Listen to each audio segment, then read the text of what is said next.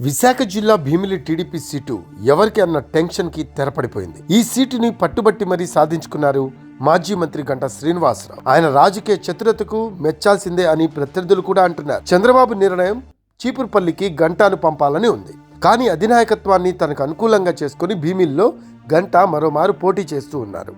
ఈ విధంగా ఆయన తొలి విజయం సాధించారు. గంటా 2014లో మొదటిసారి భీమిలి నుంచి పోటీ చేసి గెలిచారు. ఆనాడు ఆయనకు పట్టిందల్లా బంగారమైంది. 5 ఏళ్ల పాటు ఆయన మంత్రిగా టీడీపీ ప్రభుత్వంలో ముఖ్య భూమికను పోషించారు. భీమిలి ఆయనకు ఆ విధంగా ఎంతో ఇష్టమైన నియోజకవర్గం అయింది. గంటా భీమిలి కోసం 2019లో పట్టుబట్టిన టీడీపీ హైకమాండ్ ఆయనకు విశాఖ ఉత్తరం సీటునిచ్చింది. అప్పట్లో నారా లోకేష్ భీమిలి నుంచి పోటీ చేస్తారు అని ప్రచారం ఒక దశలో బలంగా సాగింది. అయితే చివరికి మాజీ ఎంపీ సబ్బమహరికి భీమిలిని కేటాయించారు. ఆయన చివరి నిమిషంలో అభ్యర్థైన దాదాపుగా 1,00,000 ఓట్లను సాధించి వైసీపీ వేవ్ లోనూ తనకు తిరుగులేదు అనిపించుకున్నారు. ఇక భీమిలి విషయంలో గంటా పంతం 5 ఏళ్లు ఆలస్యంగా అయినా నెరవేరుతోంది అని అంటున్నారు. గంటాకు భీమిలిలో బలం ఉంది. ఆయన సామాజిక వర్గం అధికంగా ఉంది. గతంలో 5 ఏళ్ల పాటు మంత్రిగా పనిచేశారు. 2014లో ఆయనకు భారీ మెజార్టీ వచ్చింది. 37,000 పైచిలకు మెజార్టీ గంటా సాధించారు. ఇదిలా ఉంటే గంటా ప్రత్యర్థిగా ఆయన ఒకనాటి నేస్తం రాజకీయాల్లో శిష్యుడైన అవంతి శ్రీనివాస్ పోటీ చేస్తూ ఉన్నారు.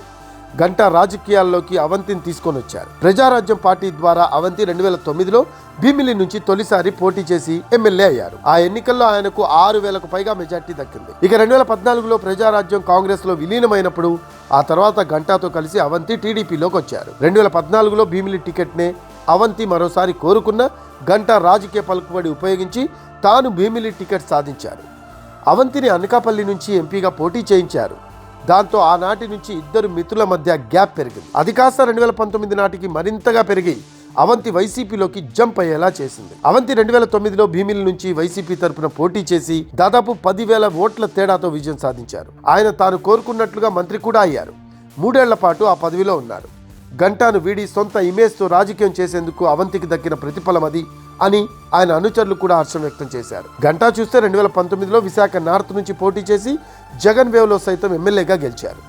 అయితే ఆయన చాన్నాళ్ల పాటు పార్టీ కార్యకలాపాలకు దూరంగా ఉంటూ వచ్చారు. ఒక దశలో ఆయన వైసీపీలో చేరాలని కూడా ప్రయత్నం చేశారు అని ప్రచారం జరిగింది. కానీ అవంతి ఆయన రాకను అడ్డుకున్నారని చెబుతారు. మొత్తానికి టీడీపీలోనే ఉండిపోయిన గంటా తాను కోరుకున్న సీటు భీమిలిని కూడా పట్టేశారు. ఇప్పుడు అసలైన ఘట్టం మొదలైంది. అటు అవంతి ఇటు గంటా ఇద్దరి మధ్య భీకరమైన పోరు భీమిలిలో సాగనుంది అని అంటున్నారు. గంటా ఒకసారి ఎంపీ 4 సార్లు ఎమ్మెల్యేగా గెలిచారు. ఆయన పోటీ చేసిన సీట్లో మళ్లీ పోటీ చేయలేదు. కానీ భీమిలిలోనే రెండోసారి పోటీలో ఉన్నారు. ఆయనకు ఓటమి తెలియదు, అన్ని విజయాలే ఉన్నాయి. ఇక అవంతి విషయం తీసుకుంటే ఆయన ఒకసారి ఎంపీ 2 సార్లు ఎమ్మెల్యేగా గెలిచారు. అది కూడా భీమిలి నుంచే ఎమ్మెల్యేగా 2 సార్లు గెలిచి చరిత్ర సృష్టించిన రికార్డ్ ఇటీవలి కాలంలో ఆయనకే ఉంది. గంటా అవంతి ఒకే సామాజిక వర్గానికి చెందినవారు. ఇద్దరు అంగబలం అర్ధబలం విషయంలో సమానంగానే ఉంటారు. ఇద్దరికి ప్రత్యర్థి వర్గం ఉంది. భీమిలిలో కాపులతో పాటు బీసీలు, యాదవులు, ఇతర వర్గాలు, మైనార్టీలు పెద్ద సంఖ్యలో ఉంటారు. గంటా వర్సెస్ అవంతి అంటే ఎవరు గెలుస్తారు అన్నది ఆసక్తిని రేపుతోంది. ఇద్దరి పోటీలో భీమిలి ఏపీలో